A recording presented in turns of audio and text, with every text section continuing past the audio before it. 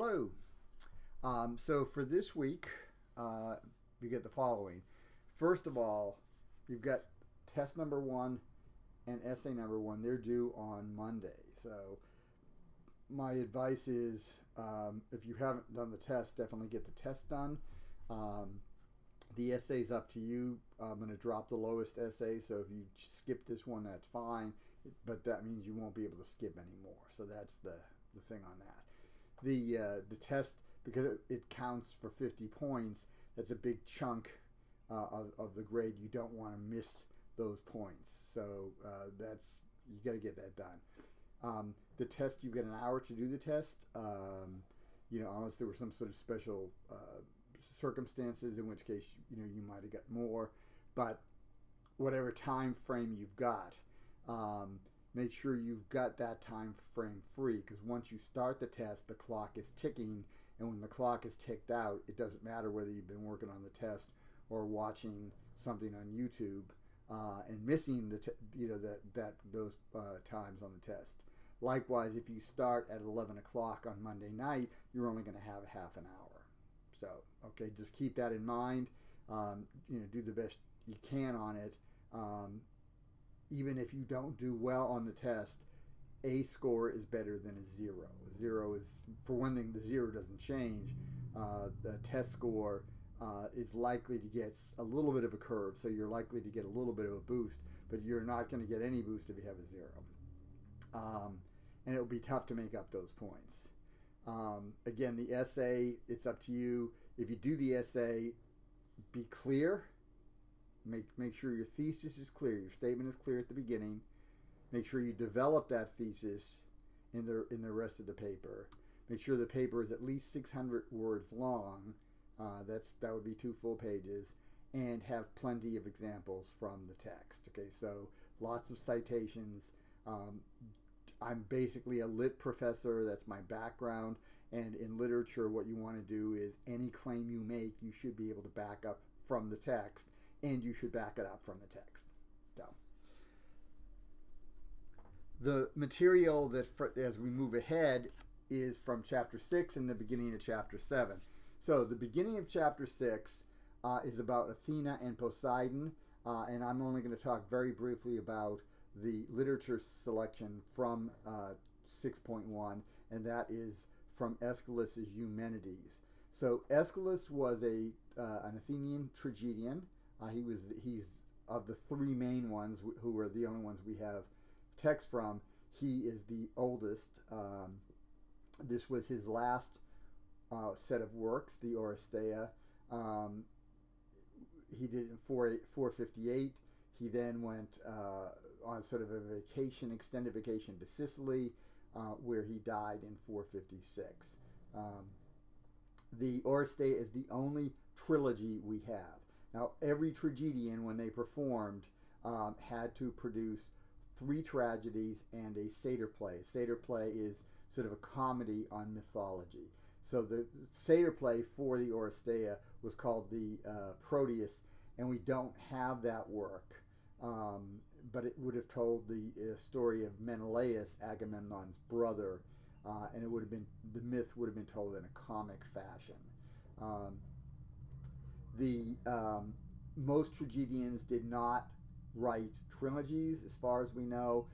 They would write 3 tragedies, then they would write a satyr play, and they might be thematically connected. So you might have like stories of escape, or stories of family drama, where things are going on in the family. You might have a theme like that would be in all 4 plays, but it's not a trilogy. Aeschylus seemed to have liked trilogies so that he could tell one big story arc rather than 3 separate story arcs. So the Oresteia survives. We have it, but it is the only trilogy that we have. Aeschylus, as I said, primarily wrote trilogies. The Prometheus Bound, if it's by Aeschylus, is certainly part of a trilogy. So the 3 plays, the Agamemnon comes home from the Trojan War, and he gets killed by his wife and her lover. In the Libation Bearers, the 2nd play, Orestes' son, who was away in northern Greece at the time of Agamemnon's death, and then stayed away until he sort of grew up, till he got to be about 20.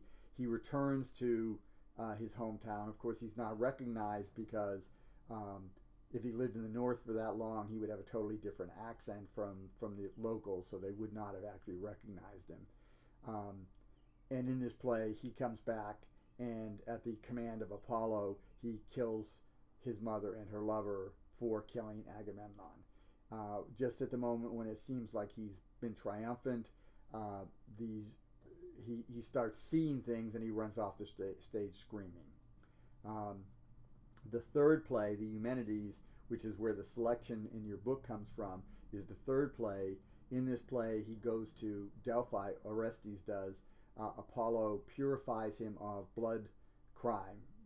If you kill, you're polluted and you can't engage in ritual activity, but you can be purified of that generally. So like warriors can definitely be purified because the deaths there are seen as necessary, and so they can be purified.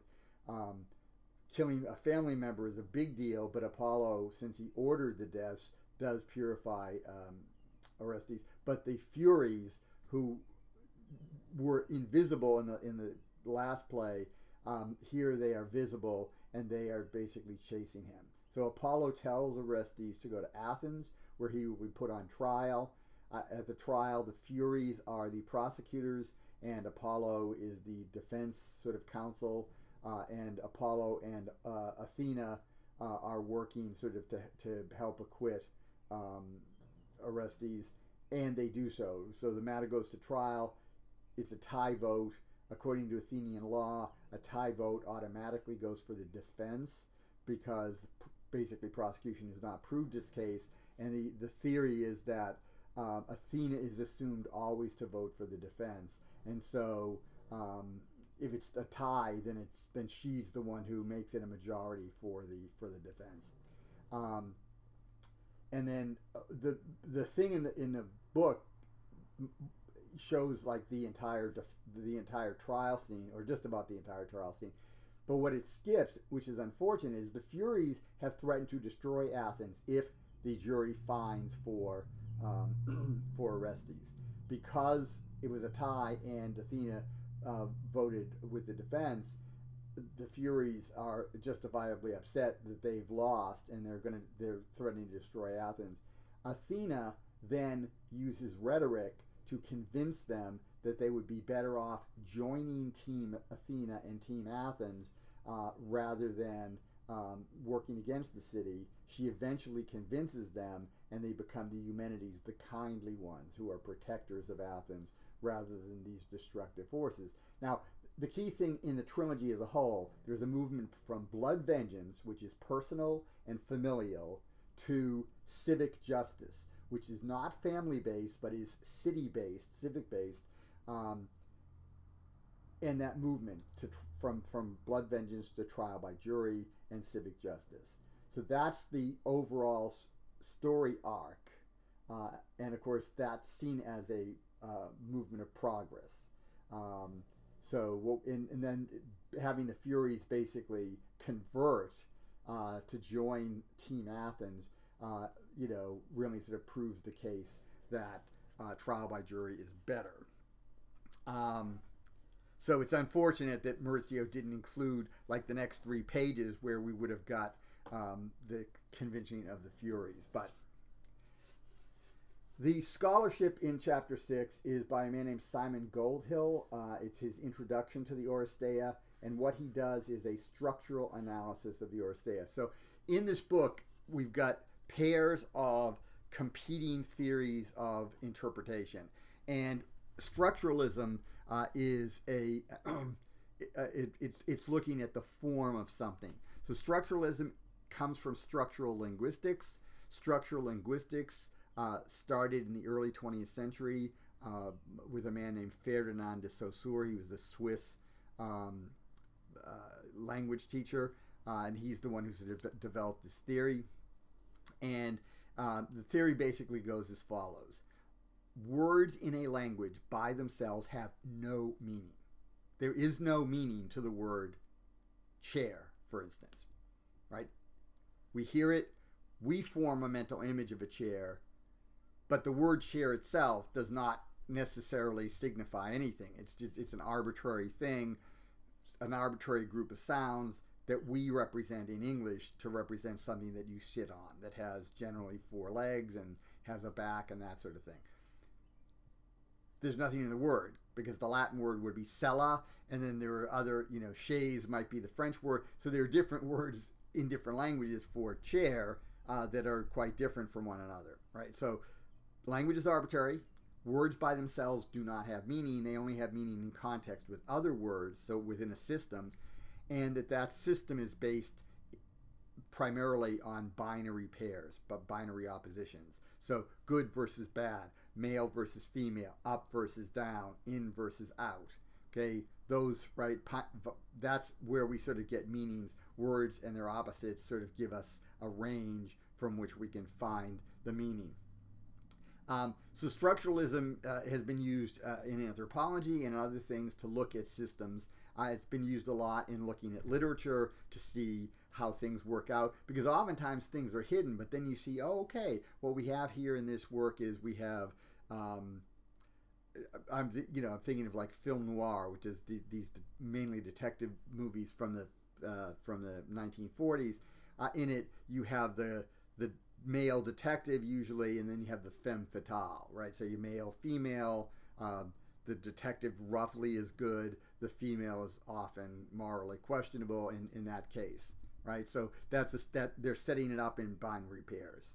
All right. Or you might have the good woman, who's the wife at home, versus the bad woman, who's like the party woman or something like that, who hangs out with gangsters, right? So that, again, you would have that sort of pair of opposites. So the Goldhill piece, very well written for generalists, because it's written as an introduction to a translation. So in other words, it's for people who would be reading the translation. They'd read the introduction. So I heartily recommend it. I think it's one of the better things in the book. Now we're going to move to things in the book that I feel dicier about. Okay, so the comparison to other Mediterranean cultures is a comparison of the goddess Athena to the Egyptian goddess Neith. Now, this connection between Athena and Neith goes back among the Greeks to Herodotus, who wrote a history of the Persian Wars, and he's considered the father of history, at least in the West. And that work would have come out around 450, around the same time as the Oresteia would have been performed, some in that ballpark. Herodotus may have visited Egypt. He devotes all of chapter 2 or book 2 of the history on Egypt, and he claimed that in Egypt Athena was called Neith. So he sees the connection between the two. So I think we can take it as likely that in fact the two are connected. Athena and Neith are, they cover roughly the same sort of things for these different cultures. Now, there was a guy named Martin Bernal, actually I think he may still be alive, who wrote a 3-volume work called Black Athena. Now, his claim was that Athena is actually an African goddess, in other words, Neith, that came into the Greek world sometime after the Indo-Europeans, and then the Indo-Europeans sort of modified Neith into Athena. His work has been met with some, critical skepticism. The classical scholars are sort of somewhat critical of him, partly because his background really isn't in classics and so forth, and he makes statements based on evidence, and the evidence may not fully show what he says, right? So if you think of the JFK assassination, there are lots of conspiracy theories about what happened, and if you go to Dealey Plaza in Dallas, you can actually meet people who actually will say, there's evidence of such and such, this guy who had an umbrella, and that was a signal for a shooter, but you couldn't see that from the Texas School Book Depository, so the guy must have been fired from this other building. Okay, all of that stuff sounds really convincing, and may be actually the truth, but it also might just be crazy talk. So Bernal's book is not crazy talk, but we can't take what he says 100% sure. And the chief problem I have with this is not those two things, but the selection that Maurizio has, which is from an Egyptian text called the Cosmogonies of the Temple at Esna. So Esna was the city that Neith was connected with, and so it basically has a narrative about Neith. The thing is, Neith in this looks more like Gaia than she does like Athena. And I don't have a problem with the work itself, but for Maurizio to make certain claims and then to have a selection that actually doesn't really back up or show that, that's not really helpful in my mind. I mean, if anything, if she's going to include this, there should have been some sort of indication that, yeah, this doesn't really show Neith as much like Athena as we would like, but Neith was apparently a bigger goddess, or had covered more ground than Athena. At any rate, she doesn't do that, and I have sort of a problem with that. I have even more of a problem with the final section in section 6, chapter 6. This is the Nachleben section, which is called Athena as Political Allegory. Now, Maurizio, in effect, makes the claim that Athena, as a powerful female goddess who represents the city, is then used as a model for Lady Liberty, right? The Statue of Liberty, coming from the French Liberté, who is seen as a goddess figure, and even the figure of Marianne, who is this figure of a French peasant woman fighting in the French Revolution. I have a problem with all of that. Okay, first of all, liberté, the French word, comes from the Latin word libertas. Libertas means liberty or freedom. Latin abstract nouns: truth, justice, wisdom, virtue. All of those words, they're abstract nouns. They express certain qualities. They are all, in Latin, feminine nouns. They have grammatical gender, and the grammatical gender is feminine. The Romans took most of their abstract concepts and turned them into gods. Because the nouns are feminine, they all became goddesses. So the Romans had a goddess, Libertas. The French had a goddess figure, Liberté, from Libertas. No need to bring Athena into it. It seems unnecessary. On the figure of Marianne, Marianne represents France. France, in French, La Belle France, beautiful France, is feminine. Right? There are country names that are masculine. There are country names that are feminine. France is a feminine noun in French. So Marianne represents France. The French Revolution were the peasants and the lower classes fighting against the ruling class, the aristocracy. So you're going to have a woman represent France because the name France is feminine. I think that's it. I mean, having a strong woman does not automatically mean Athena's behind it. So again, it's an interesting idea. It's an interesting thing to consider. I think Maurizio does not make her case. And this is a problem that I have sometimes with scholars. It's okay to say anything. You can say absolutely anything about anything. If you can't back it up, what you're saying is worthless. If you can't back it up, if there's no evidence, if you can't make a strong case, what you say is worthless. So Maurizio here makes a case. She does not back up that case. And then chapter 7, I'm going to be very quick on this. The literature piece is Homeric hymn number 4 to Hermes, and it really demonstrates Hermes as a trickster god. And the scholarship, and it's a lot of fun. I mean, Homeric hymn number 4 is a poem. You're going to have fun reading it. It's very enjoyable. Hermes is a delightful figure. The Greeks liked tricksters. Not every culture does. No, the Germanic culture, their trickster god is Loki. Loki is really sort of a problematic character. He's charismatic, but on the other hand, he often causes more trouble than he helps. So Hermes is a much more helpful trickster figure, and he seems to be someone that everyone likes. Even Apollo, who's his sort of enemy in this, likes him. So, and then the scholarship looks at a different way of looking at myth or story, and that is to look at archetypal figures, and of course specifically the archetypal figure of the trickster figure. So good luck with the material, but remember, number one priority, you got to get the test done. If you haven't done that, if you don't do anything else before Monday, do that. The essay, if you can get it done, would be great, because then you have that under your belt and you free up some time later. And then start the other stuff. So I wouldn't really start on chapter 6 and 7 until you get this stuff knocked down.